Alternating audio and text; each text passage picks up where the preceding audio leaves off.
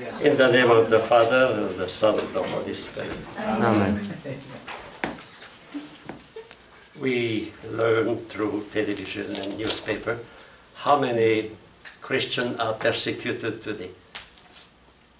Many, many countries. Let us pray for justice, for peace, especially for those who suffer persecution. Hail Mary, full of grace, the Lord is with thee.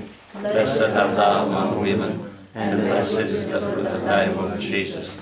Holy Mary, Mother of God, pray for us sinners, now and at the hour of our death. Amen. Mary, sister of wisdom, in the name of the Father, and of the Son, and of the Holy Spirit. Amen.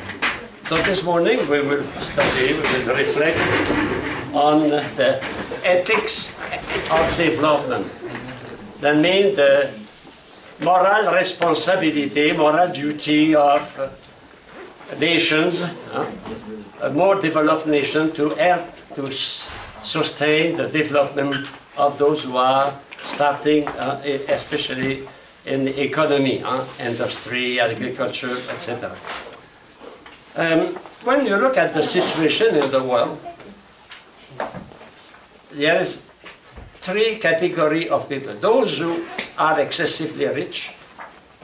If you watch the movie I send you through email, Park Avenue, excessively rich, billionaire. And you have those who are excessively poor. They live with about $3 a day and sometimes less than $1 a day. And the middle. And the middle is not very big. So here I have, United Nations, they produce statistics, but those statistics take years to be collected. So I use here a very old statistic, but the situation is not improving. We know the situation is worsening. So in 1989, the distribution of the world's income, you have that on your paper here, but I put that on the board because I want to visualize that. Visualize that. If we divide the world in 5 parts, 20%, 20% of the population of the world. The first 20%, the richest countries, controlled at that time 82.7% of the GDP. Gross domestic product. That means the value of goods produced by a person in the country. So we talk the whole production and we divide that by the population. That is, in fact, it is the income. What the people produce in 1 year in every country. So 20% of the population of the world produce 82%. That means the money, because when you produce, it has to produce money also. I don't produce only for the production of chairs. A carpenter will not produce chair only for the love of chair, a museum of chair. No, he produces that to make money. So in fact, the income of the people depend on the production. In fact, that corresponds to the income of the people. So if we work, and we produce something, and we have paid for that, so there is an income coming. The income and the money to live comes from the production. So imagine 1/5 of the population produce 82%. That means the 82% of the income in the world are possessed by only 20% of the people. 80% controlled by 20%. That is interesting, There was, I spoke to you about that, I think. There was an inquiry for about 20 years in the United States here to judge the value of the work of the people in the industry, in any organization. And the conclusion, remember I told that to you, 20% of the staff, of the employees, produce 80% of the effect. So 20%. Interesting here, The same thing. 20% produce 80%. In fact, the thesis here, made by Barretto, I think, I'm not sure, but the name of the inquiry, the principle is that in every organization, 20% produce 80%. In the Catholic Church, we make an inquiry for 13 years, it was 7.3% produce 80%. That means less produce more. Okay? So here, second category of people, 11.7%. 11.7. You know? 82, 11.7. The third, 2.3. The fourth, 1.4, and the fifth, 1. So if you put together the three last, you have 6%. 6% correspond to 60% of the population. And here, 94% of the production in the world is made by 40%. That means 40 people on 100 produce 94% of the income in the world. Can we say it is a just situation? It is justice now. It is unjust. But we must be aware of that. It's not interesting to look at that. It's not interesting, especially when we are here. Huh? But that is a fact. And don't forget, when we possess money, we possess political power. And if you look at the G20, the G20, you know what is that, or the G8, they are the 20 richest countries in the world. Richest, not because of production, and don't forget production. They are not necessarily the richest in material, but in production. Okay? Who are those countries? They are here. So about 156 or 60 countries, 20 countries control the rest, like economy. And every year, every 2 years, they have a meeting. And they have, among them, you have the G8. The G8. England, Russia, United States, France, Canada, they are here. That means those countries, industrial countries, they produce 94% of the economy in the world. So if you have the economy, you have money, you have comfort, you have the power, the control over all that. That is the situation we see in the world. Can we accept that as a human being? No. Because we affirm that all persons are equal in nature and in right. So the Church is very aware of that. And Paul VI wrote a magnificent encyclical, Populorum Progressive, about that subject. The obligation, the moral obligation to work for the development of those who are underdeveloped or they are developing. Like in a family, you have a big brother, you have a little brother, little sister, he must take care of the little sister. You know? So we are in family, a human family. That is an idea proposed by the Church. We have human family. In human family, it is not only charity. You know, my little sister, I will give you. No, it's a duty. That is the difference. It is a duty. Those who are here, and we are here, must work to development.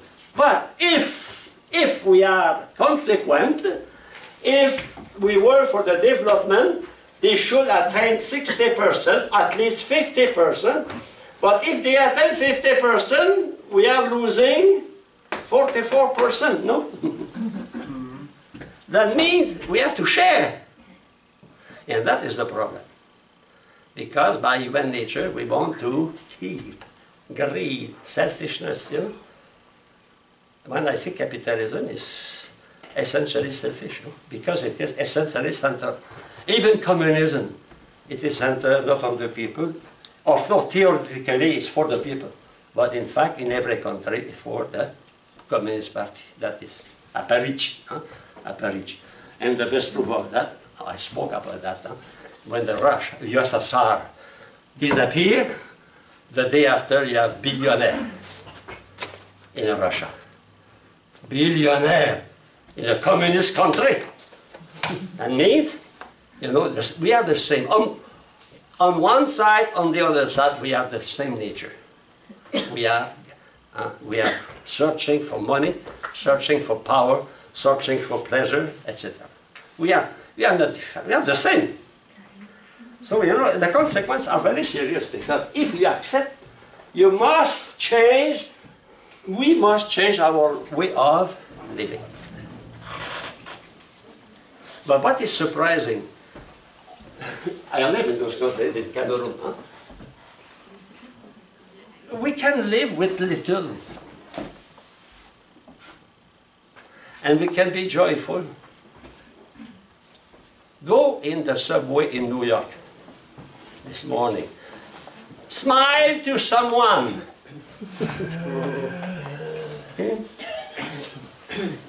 People would look at you as an alien from another planet. Because you smile, because you sing. You go to Cameroon, to Yaoundé, people greet you, smile, they sing. No? You know, money does not mean happiness. Of course, it's not the reason for saying, okay, stay in your poverty and we continue to be rich. No.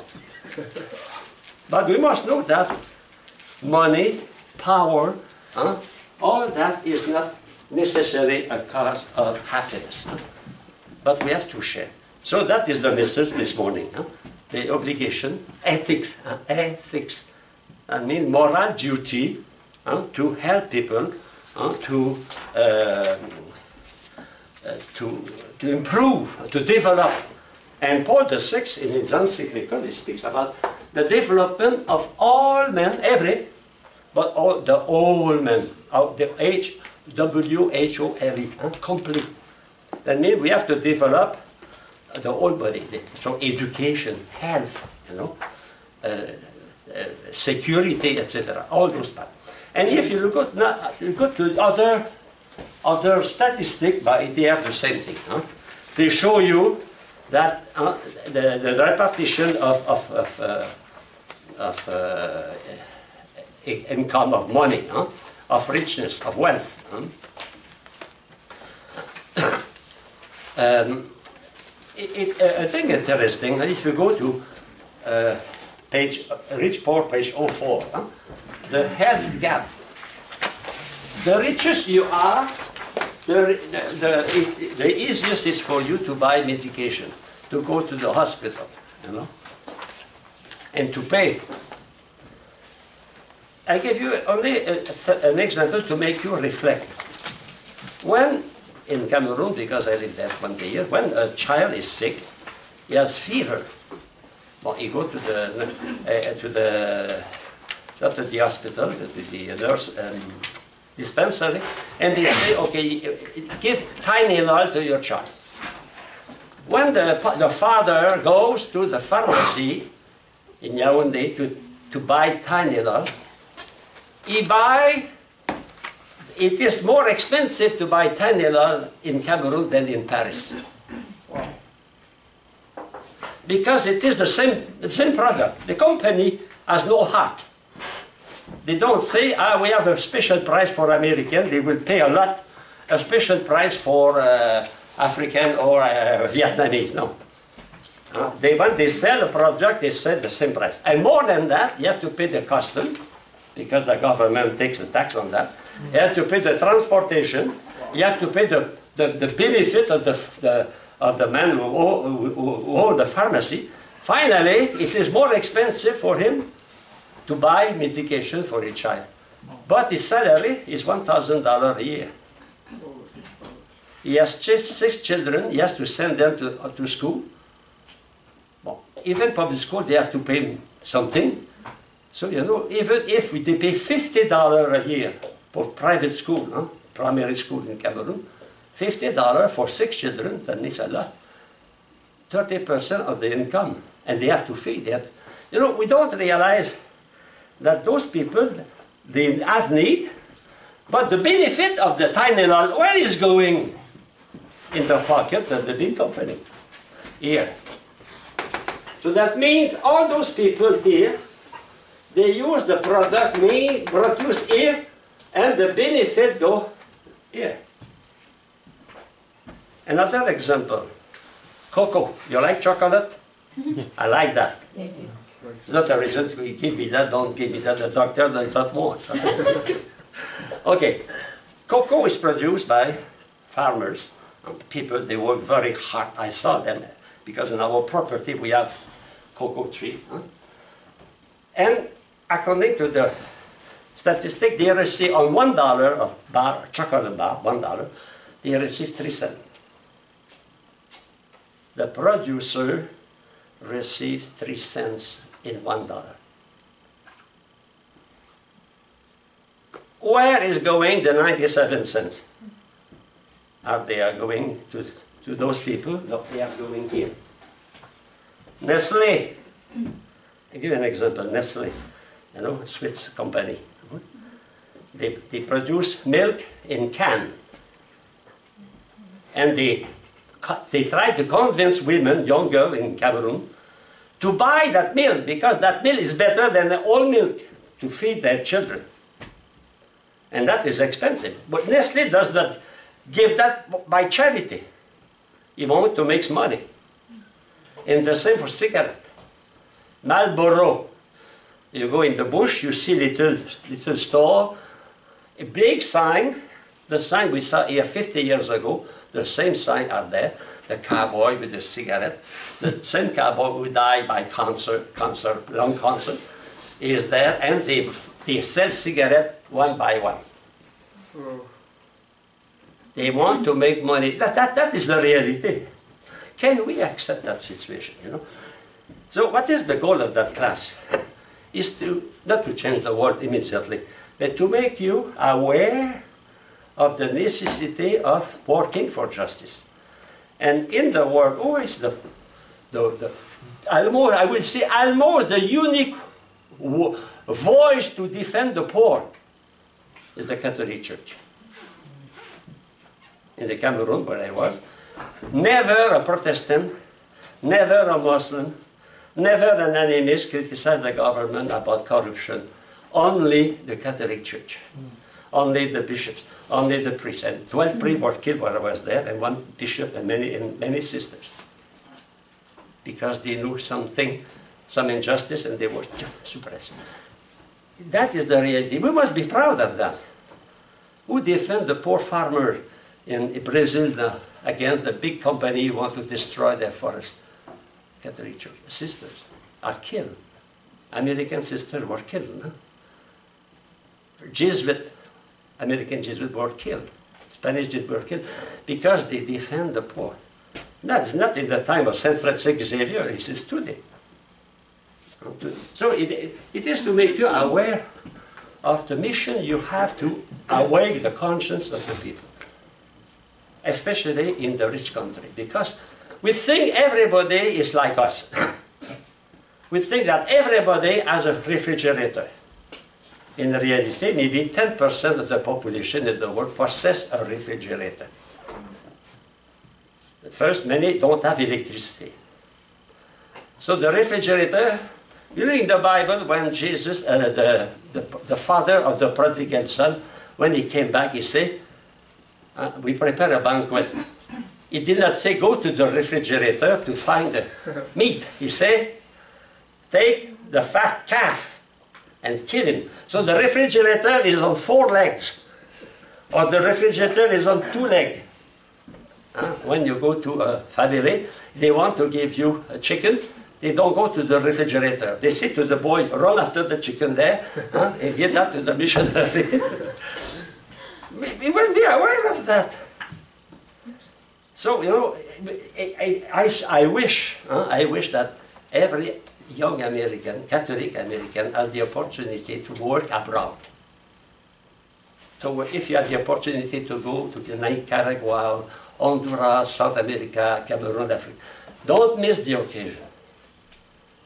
last year we have 2 students from here. They spent 1 year in Europe, you know, Josephine and what is the other? Okay. And when they came back, they changed completely their mind. We have to experiment another culture, another style of life, to live with almost nothing, without water. When in the morning you wake up, you open the, yeah, water. But when you were young, in the bush, what your mother said, in the morning, go and take water. Or after the class in Cameroon, the young children, they work 7 miles to go to school. 7 miles, they don't have to belong to the Weight Watcher. And the first thing the mother says to them, go and we need water. So the children, after 1 day of class, they go, we have no problem, open the, you know, we put on the electricity. So all those things that seem totally normal for us, it is only shared by a part of the world. A part of the world. And the good experimentation, you did experimentation. You did with the hunger meal, no? Someone, they have good wine at the table, no? Someone was sitting on a chair with a bowl of rice and the other on the floor. No, that is the reality. That is exactly the same thing. But the difference, instead of seeing that on the board here, you see that on your own bottom. You experiment that. Okay? Okay. So that's it for statistics. I will not insist on that too much because you can see that by your own observation. You can see that by yourself. So the page 06, the UN find global inequality rising. It is not diminishing, it is rising. It's the same even in this country, United States.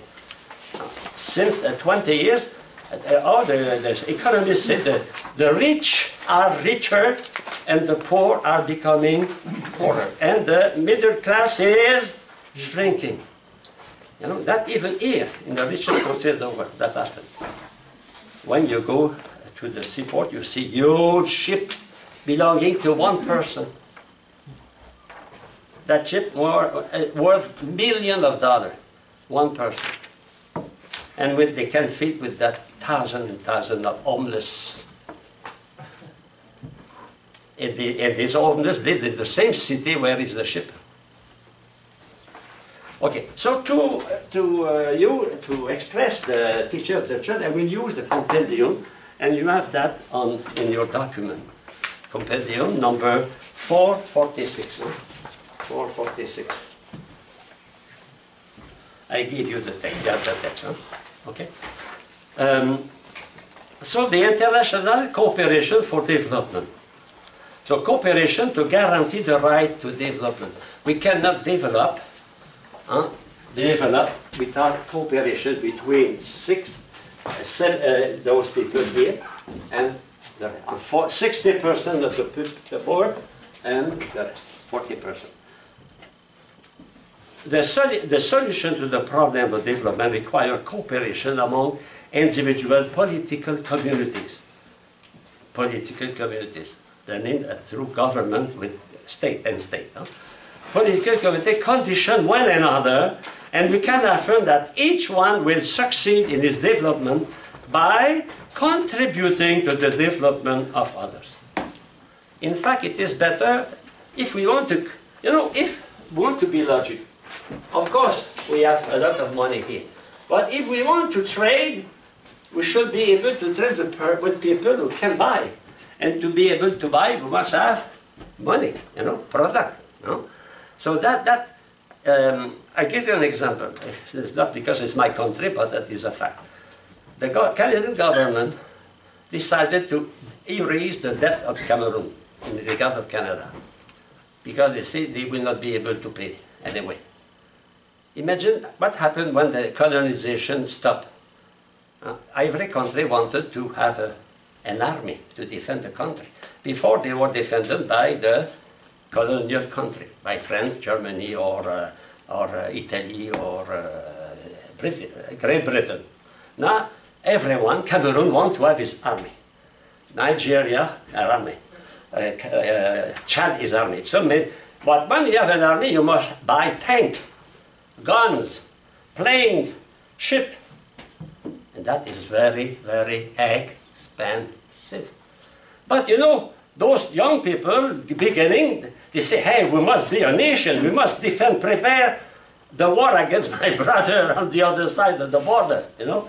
And they contracted huge, huge debt. Think about the price only of a plane. It is millions and millions of dollars. So now, you know, when they buy that. Did they buy that to France? Do they buy that to Great Britain? No. They bought that from industrial companies specialized in armament, private companies. So they have to pay those private companies. And now, the ambassador of Cameroon, he was one of my former senior when I was a young brother, he told me the benefit net of Cameroon is only sufficient to pay the interest of the debt. Not the debt, the interest of the debt. That means when the country is working 1 year, they can pay the interest. That means the debt will stay. It is the same problem here. You remember I told you, Peter Jenkins a few years ago, he said, I have a good news to teach you, to tell you. Today we finished paying the debt of the Civil War. 1857, 58, and 2005. And now we have other to pay, you know. So that means when we build an army, when we build an industry, we have to. And those countries will say not only they build an army, but they begin to create industry. When you create industry, we have to have machines. Those machines are made in Sweden, are made in Germany, are made in Switzerland, the United States. It's not made by President Clinton or President Bush. It is made by a big company, and you have to pay for that. General Electric, General Motors, you have to pay for that. You know?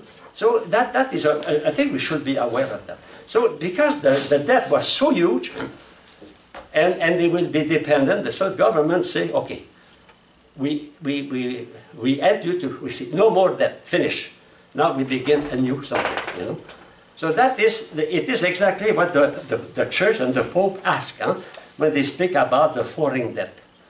The foreign debt. In fact, the foreign debt, finally, who is the cause of the foreign debt? Yeah. Because the company were very happy to sell tanks and planes. But, you know, today people are prudent. When you want to buy a house, what they check? If you can pay, no? Yes, brother. What about for some of those situations where they don't erase the debt, but they erase the interest? So they haven't paid the debt, but the interest. Yes, but that is a possibility also. Well, of course, the debt in regard of Canada was not the same as in regard of France, of course. It is a possibility, we say, but anyway, they have to pay. In fact, you know, who were those who took benefit of the decolonization of those countries? The rich. The rich country. And the rich country, not the government themselves, but the industry of those countries. And indirectly, the industry making benefit, but the government takes taxes on that, you know. That is the situation. So condition of one another, we can affirm that one will succeed in development by contributing to the development of others. For this to happen, understanding and collaboration are essential. In that here, by the way, United Nations is a very good tool for those countries. Where can a country like Cayman Island or Papua can speak? Little country, the United Nations. They can express their desire, their need, they can talk with other countries to have help. It may seem that under the development is impossible to eliminate, though it were a death sentence, especially considering the fact that it is not only, well, three things. First, the result of erroneous human choices. That means, of course, I told you. In fact, those countries were not prudent when they contracted so huge debt. But prudent.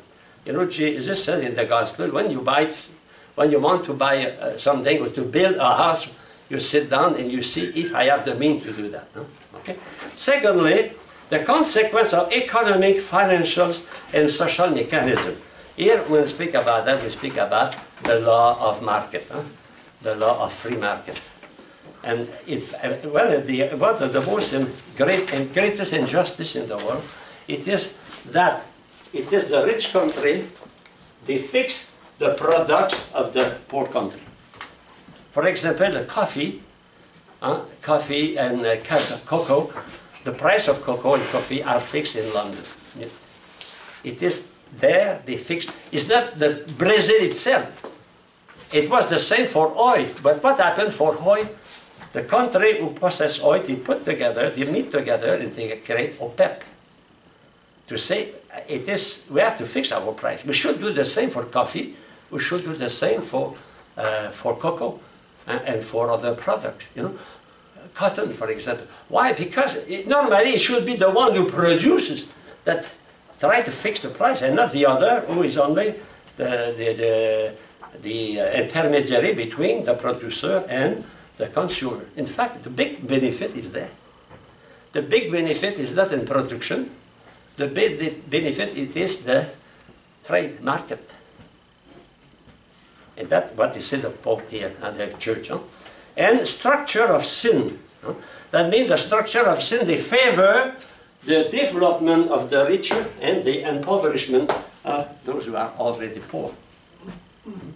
I give an example. I live in my flesh because I was in Cameroon, director of a seminary. The day at the requirement of the Mondial Fund, they devaluate the Cameroonian money from 50% in one night. So if we have $1,000, the day after we have only $500. Imagine, they are poor and we are cutting the value of the little they have. So I have a budget for the seminary. At that time I have about 135 seminarians. You have to feed them to eat. So we meet them, we say, no, instead of 4 meals with meat, only 1. No more Coca-Cola, no more chocolate, the essential. And we survive. But it's not just.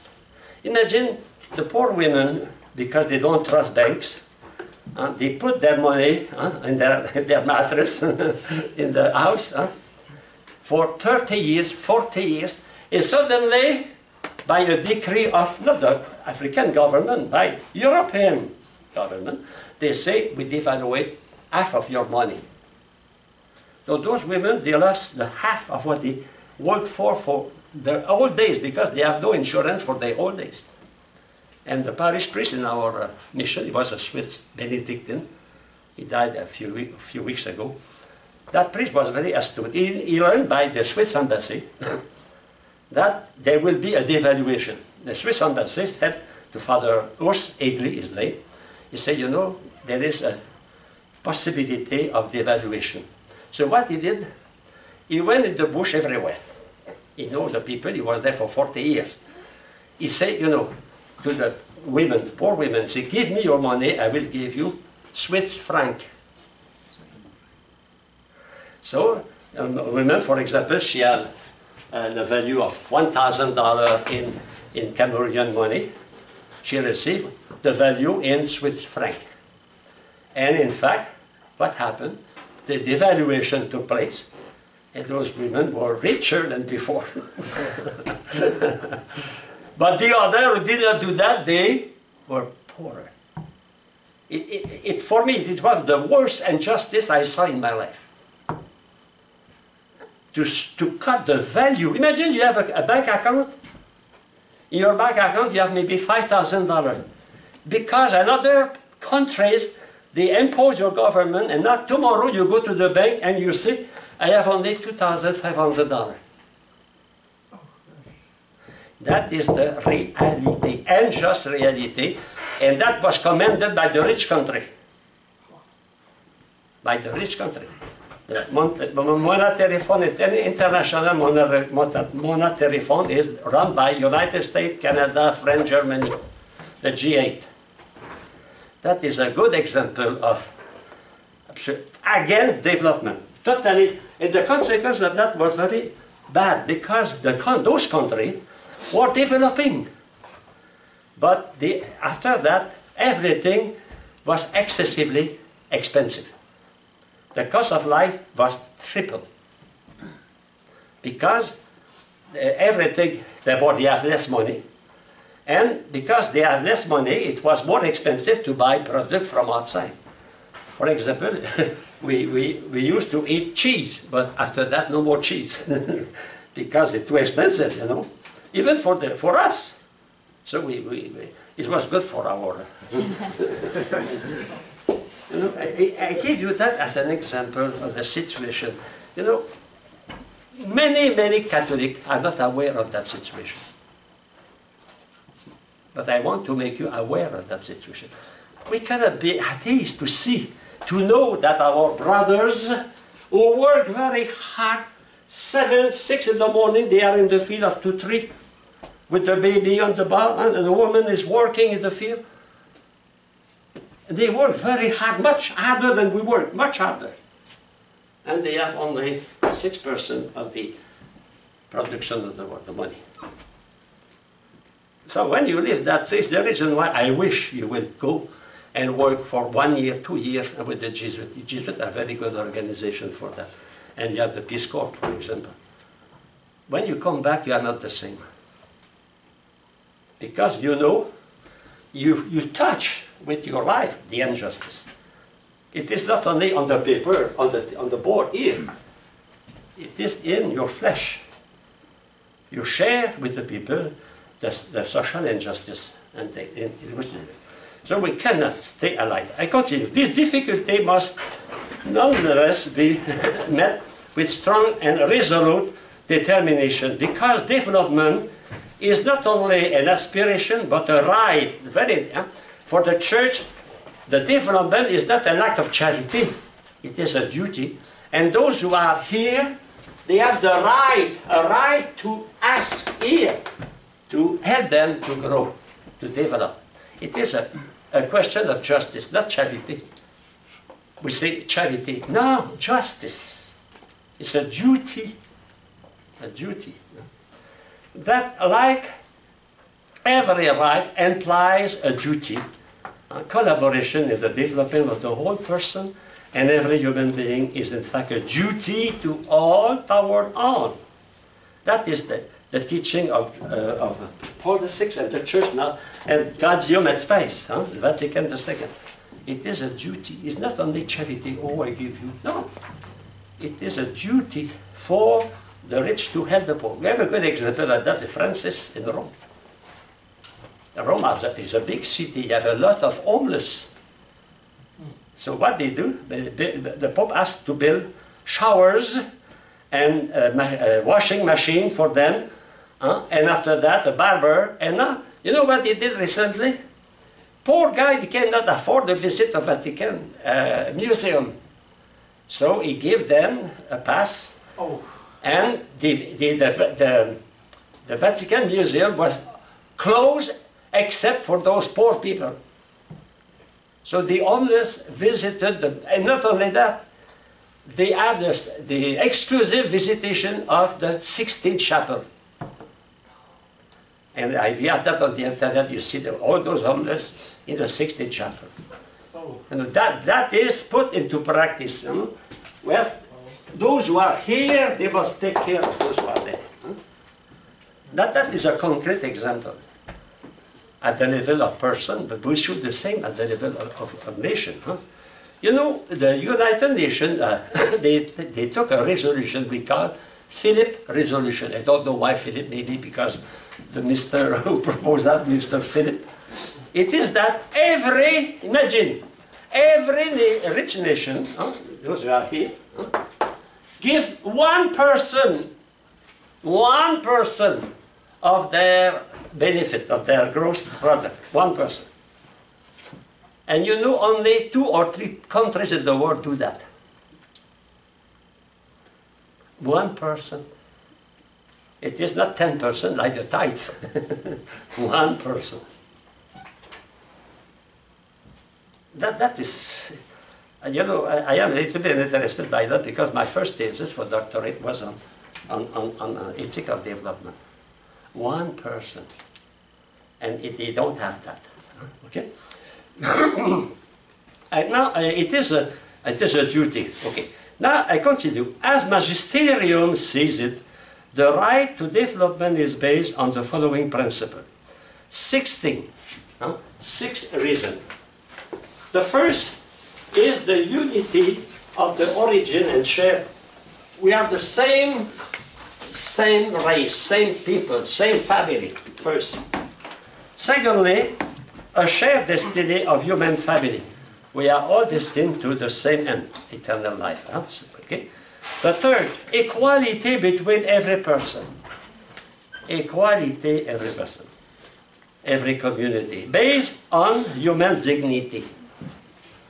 The universal destination of the good, that is important. The universal destination of the good of earth.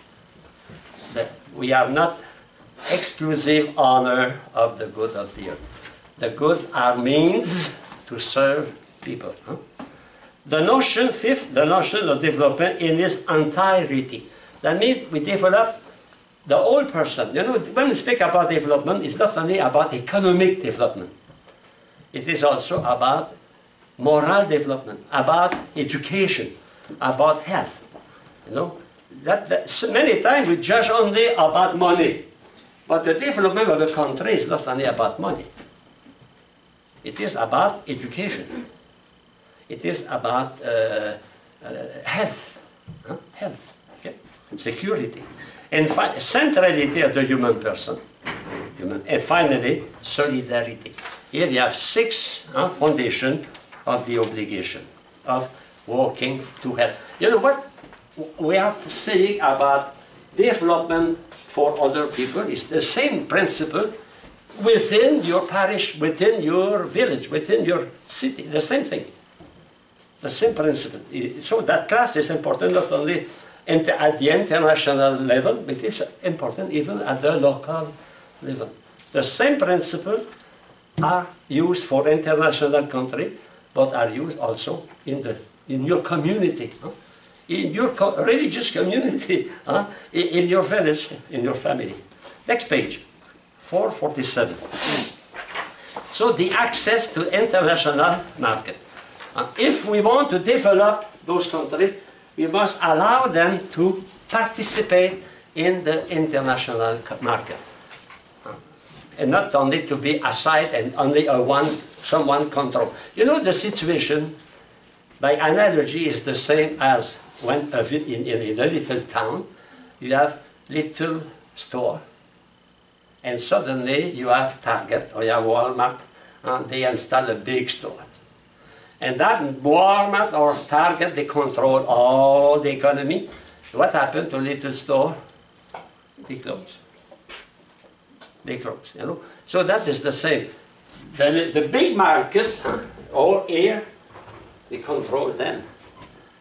So we have to find a way that even the little country, economically, not sometimes they are huge, but economic, can also share in the market. I give you an example in Mexico. Well, there is an agreement between Canada, United States, and Mexico for trade, for exchange of persons. The reason why maybe I will be able to come back in September because of that agreement. What happened? In Mexico, there were many farmers. Little farm, they produce many products to feed the children, to sell a little part on the market, and to be okay. Now, big company like the Santo, for example, they arrive, they buy the land, they create huge farm with only one product, tomatoes or lettuce. Or what happened to the farmers? They become poor. They were middle class, and now they are poor. Simple worker, they lost. So that is a development. You remember but the principle of subsidiarity. Subsidiarity is not to take the place of people. It is to help people to grow, to sustain them in their work. You know? I spoke about Tito, or Tito, if you want, Tito, the president of Yugoslavia. He was not a saint, of course, he was not a saint. He was a good communist, but he was not stupid. In contrary, what we do in rich country, he sustained, he protected the little shop. And he allowed a little shop to be the private owner of that. That is, for me, it's a genius. But when the big arrive, all those shops disappear. That is not development. That is monopoly. Control in one hand, everything. Okay, I go to the text here. In fact, even in recent years, it was thought that the poorest country will develop by isolating themselves from the world market and by depending only on their own resources. Recent experience have shown that countries which did this suffer stagnation and recession. You know, there was a tendency after the decolonization for some countries to live in to try to live in autarky, autarky, isolation, to be able to survive autarky. But we realized that those countries who did that, they became poorer. And those who prosper, those who want to have trade with other countries. Why? Because when we have trade with other countries, we can sell, we have money, we can develop. If you stay, it is by analogy the same thing about consanguinity. If you marry only between brother and sister and cousin, you will not have good children after 2-3 generations. So we have to go outside to take other women, other men in marriage. It's the same for economy. Economy cannot be, even for United States. You know the Monroe Doctrine? Monroe Doctrine, you know about that? Monroe Doctrine, it is the doctrine of President Monroe. United States to the United States. Don't bother with the other countries. It's the reason why it was so long for you in 1914 to enter the war, because we say America is America. Europe, no more. Now we are in a global village. And if Europe, suppose Europe stop buying American product, you will die. We need market. If China stop selling holy statues, you die. So that is important. Huh? No isolation. Every country should have a just part in the international market and not be obliged to accept the price imposed by those who don't produce the product. It's not normal that coffee and cocoa and other products be fixed by those who are selling and not those who are producing. You know? So therefore, the chief problem is that gaining fair access to the international, based on not on the unilateral principle of exploitation, that is the principle of capitalism, my own interest, and I work only in the measure that favor my interest, John Stuart Mill, but also but on the proper use of the human resources. Among the causes that greatly contribute to underdevelopment and poverty, in addition to the impossibility of acceding to a national market, mentioned must be. Here we have the reason why there is not development here. Why? For that you have 12 reasons. The first reason is the unilateral principle of exploitation. That means unilateral. Sometimes in the NAFTA, Canada, United States, and Mexico, we have the impression that the NAFTA is unilateral agreement. When Canada or Mexico are prospering in something, immediately some senator in Washington, they put veto. That is a history, the big brother. But that's not unilateral. Trade is bilateral. Secondly, illiteracy, analphabetism, illiteracy. Because if people are not learned, they cannot progress. Lack of food security. Some countries, they cannot assure the future. For example, North Cameroon, when I was there, for about 7 years, they did not have rain. There was a big drought. And, you know, they never know if... So when they have a crop in North Cameroon, the crop must be assured for 2 years. So they have big reservoir of wheat and rice for 2 years, because they never know if they will have rain next year. The absence of structure and service, for example, absence of a road. You know, we don't realize the importance of a road for economy. In Africa, in Cameroon, when they build a road, immediately those who live along the road, they prosper, because they can sell your product. Even if a farmer in the bush produces very good fruit, very good vegetable, he cannot send that to the capital, to the big city. Yeah, he must have road, structure, hospital, etc. Okay? Inadequate measure for guaranteeing basic health care. The lack of safe drinking water. In our Paris, the same place I spoke about, Father Eagley created a little company we call L'eau c'est la vie, water is life. And for 20 years, 25 years, they built more than 5,000 wells. And when they build the well, the diseases, they develop like that. Water is essential to life. We cannot live without water. We can live without food, without chocolate, without cheese. Yeah. We cannot, without Coca-Cola, but we cannot live without water. And good water. Because water is not, for example, if people take the water in the river, what happened? The village north of the place is putting his waste in the river. You take that, you drink that, you are sick. You know?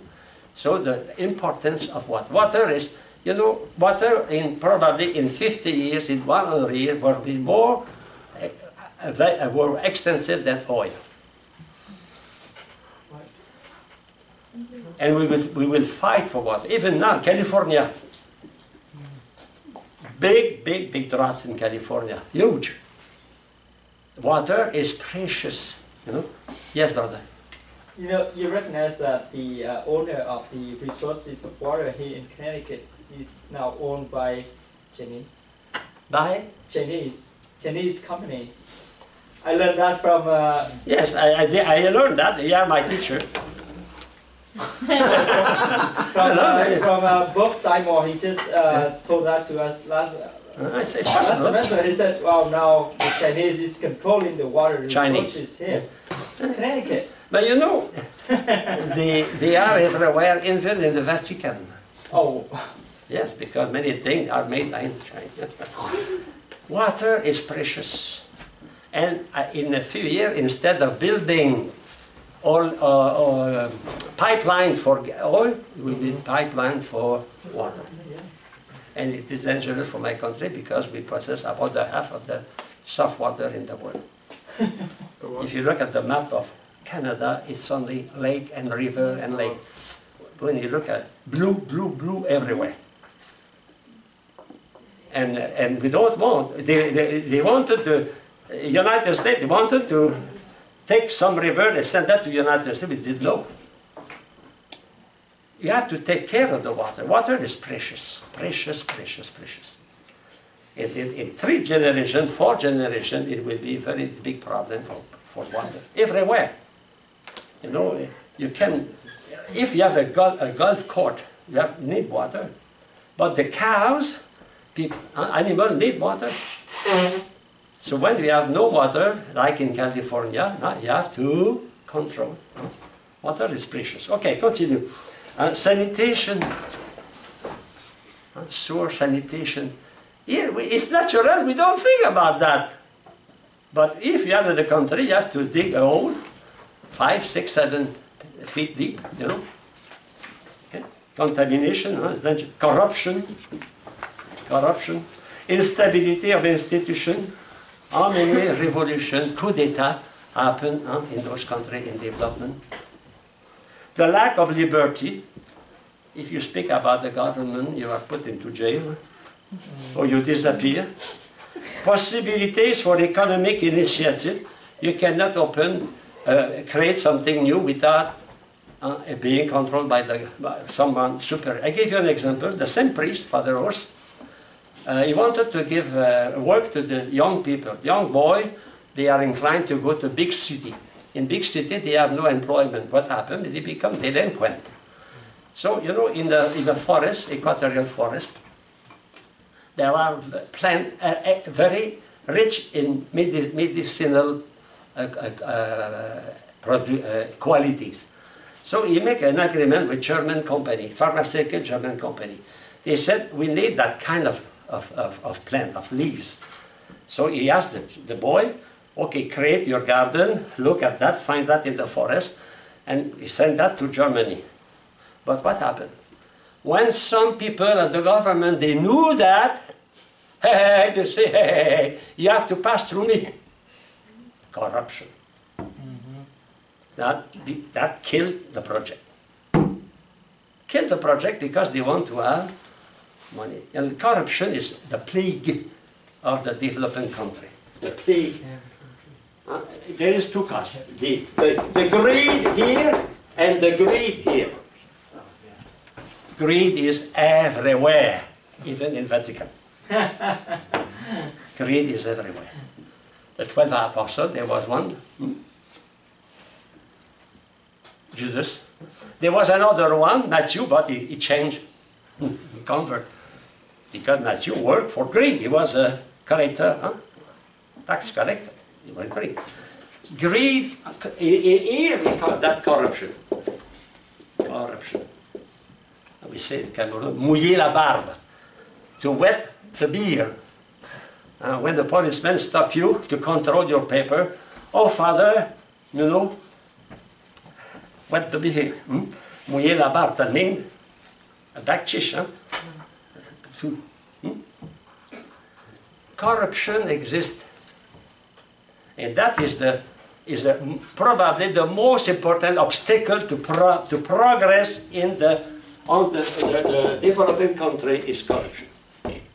And you understand why in Cameroon, for example, Cardinal Toumi and the other bishop wrote letter and insist because almost the majority of the civil servants are former seminarian or Catholic because they were educated in Catholic school.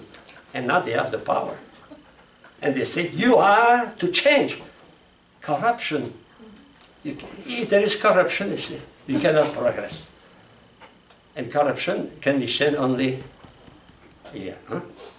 It's difficult to change the heart of a man who is absorbed, preoccupied by greed.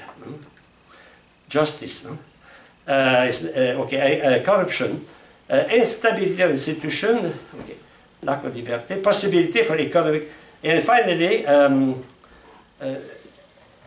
national education capable of the necessity, in fact, the last condition, the lack of education. If we want to help people to grow, we have to educate them. That means to give school. But the problem is now, foreign Cameroon, Cameroon is one of the most developed countries in French-speaking language for education. They are, I admire them.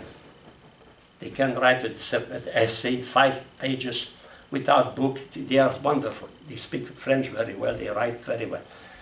But they have diploma, they have doctorate in science, but they have no employment. And the government does not want they go out. It's very difficult to go out of the country because you have to put some money. Who can do that? Only the sons and the daughters of the rich. So the other are obliged, they have a doctorate in science, but they live because they repair television, because they are able to work in electricity. We have a Canadian teacher, a layman, who taught in a technical school, a university also.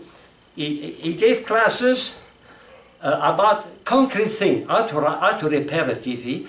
You see, because in the future, probably, he will be obliged to do that to live. Someone, a taxi driver. And the problem, if they are too developed intellectually, they have no work for that. And the devaluation stops the progress. And it's difficult for them to go. Well, when they can, they go, and they have a good job in the United States, in Canada, in France, because they are very well prepared. Very well prepared. The level of education is very high. Very high.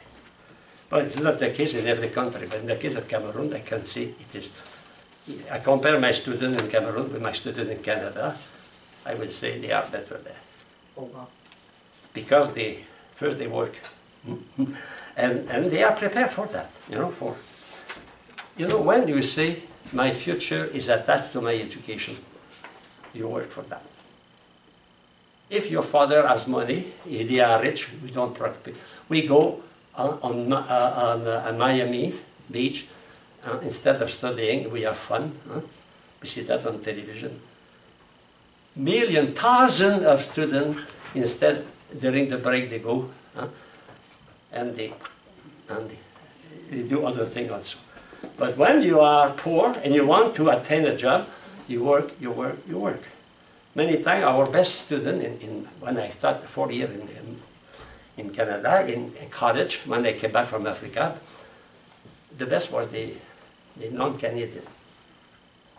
Because they are motivated. They are motivated. They come from a country where it is difficult, and they want to progress. Education is a key. Education is a key. Okay. I go to page 3. And now they speak about the option or preferential love of the church for the poor. That was taught at the Council, Vatican II. And I encourage you to read if you can. Because I know you work a lot. But after, I have a dream. After your examination, you can read in our best kept secret, Populorum Progressio. If you have, I know you cannot read everything, but if you have to read 1 or 2 encyclicals, or 3, Populorum Progressio, Mater et Magistra, and Centesimus Annus of John Paul II. That you have everything you need for your. But that is a mind, I told that, a mind, because you have all the encyclical, they give you the essential of every paragraph, the essential. Okay. So the option for the poor. That means all the time we have, as a Catholic, the preoccupation to help the poor. Don't forget, to help the poor is not only to give money. To help the poor is to create jobs. To make people able to take in hand their own destiny. That is to help. You know the Chinese proverb, the Chinese say, if you give a fish to a man, you feed him for 1 day. If you teach him how to fish, you feed them for all his life. So that's the preoccupation. And yeah, the Catholic Church is very efficient for that. And you have particularly Caritas International, International Caritas, or Peace and Development. Peace and Development. They are international organizations from the Catholic Church.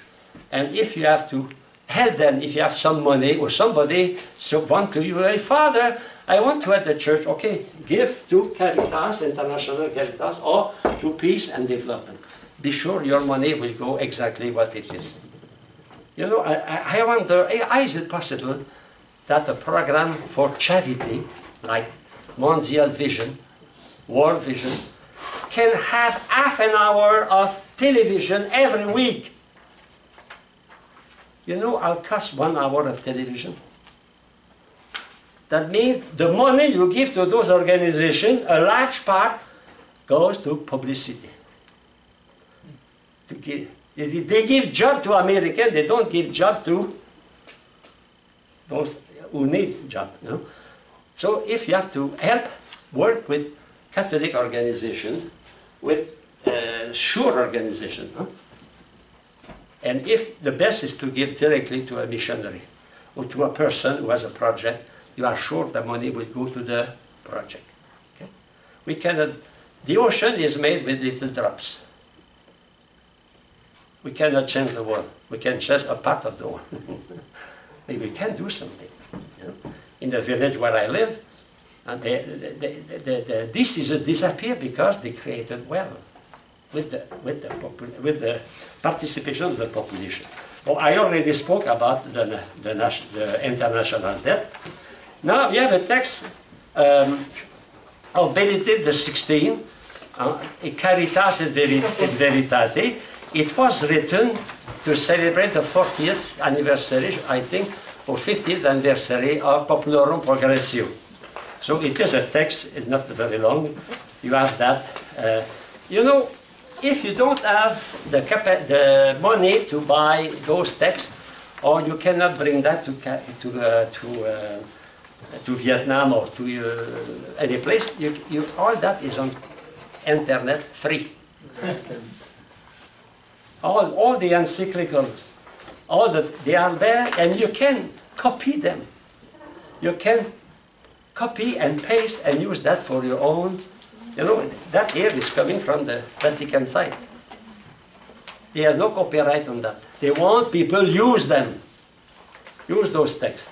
So that is important to know that. And they are translated in many languages. Huh? So Caritas and Benedict XVI said two things, two truths in the text of Paul VI. The first is that the whole church is all her being and acting when she proclaims, when she celebrates, when she performs work of charity, is engaged, is promoting the integral human development. So Benedict XVI say the development of the whole person. Not only give food for the belly, give food for the intellect, for the heart, etc. And the second truth is that authentic human development concerns the whole person with every single dimension. Not only economic dimension. When we develop a country, we should help the country to develop its culture, develop its value, and not say, okay, I give you money, but you have to obey our way of thinking. For example, I give you money, but you have to practice birth control. You have to practice abortion. Because we don't want to give money to many people. So, because it's too expensive for us, don't take pills, take stimulants, take all those things, and control your birth. That is, unfortunately, it is what happened. What happened? It is, we help, but condition, and many times the condition is immoral, unethical. And why? Because, you know, the company who produce pill, who produce condom, they make a lot of money. We never forget that. Abortion is one of the most lucrative job in the United States. Now that is, you know, the help must be must respect the values of the people we help. It is so true that, for example, if you have a missionary, you have a priest, and you have the poor, you should not put the condition to become a Catholic.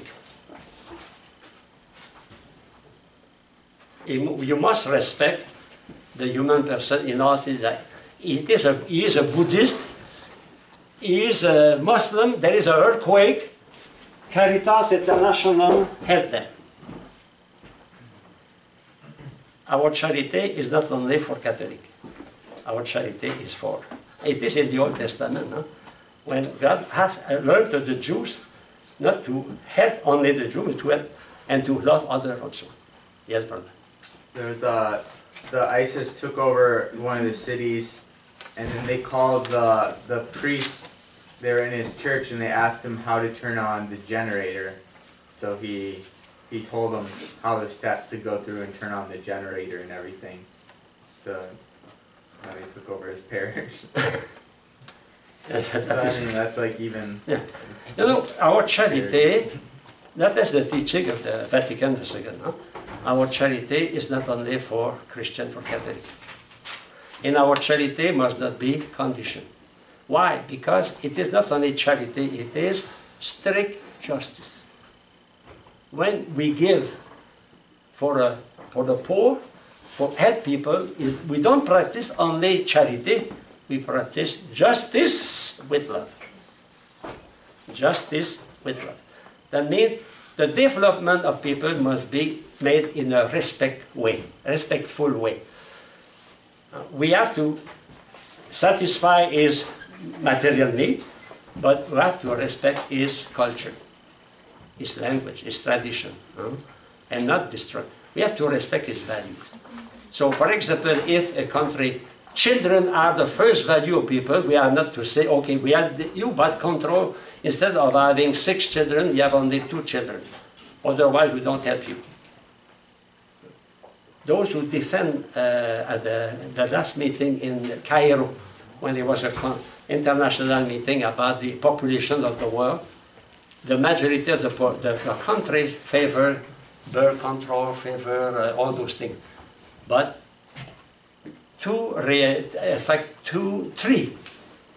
three kind of people oppose that. Of all, the Catholic Church, the Muslim countries, and the African. Because in Cameroon, for example, to have a child is a blessing. So if I say, a child is boring you, is bothering, you cannot progress, you cannot go to career. You know, if we try to put our way of thinking here, put that in the mind of the women there, that is not helping people. I was on television recently, a discussion about 2 women, they were speaking about the children, to have children. Say, oh, I have children, but child, you know, is an obstacle to my career. Maybe at the end of my career, I will have a child. If we go to those countries, if we teach that, we are destroying their culture. We are destroying their value. So the teaching of the church is, okay, help, but respect the person, respect the values of those people. That is enculturation. Respect their culture. Okay. Next class, we finish by the globalization.